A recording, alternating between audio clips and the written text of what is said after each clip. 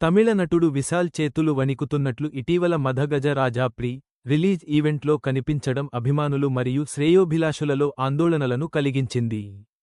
సాధారణంగా శారీరకంగా బలంగా మరియు యాక్షన్ పాత్రలలో కనిపించే విశాల్ ఈ ఈవెంట్లో బలహీనంగా కనిపించారు మరియు సహాయంతో హాజరయ్యారు. ఆయన ప్రసంగం సందర్భంగా చేతులు వణికుతున్నట్లు కనిపించడం అభిమానులను మరింత ఆందోళనకు గురిచేసింది.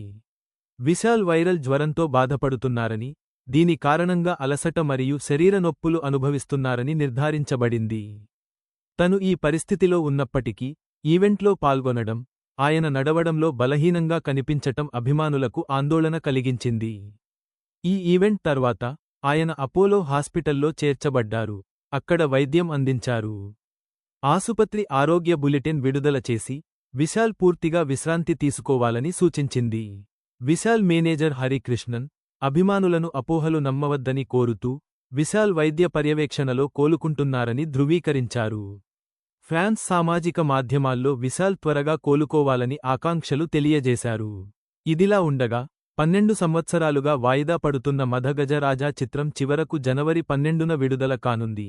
ఇది విశాల్ మరియు అతని అభిమానులకు ఎంతో కాలంగా ఎదురుచూస్తున్న క్షణం. మరిన్ని వీడియోల కోసం దయచేసి నా ఛానల్ను సబ్స్క్రైబ్ చేయండి.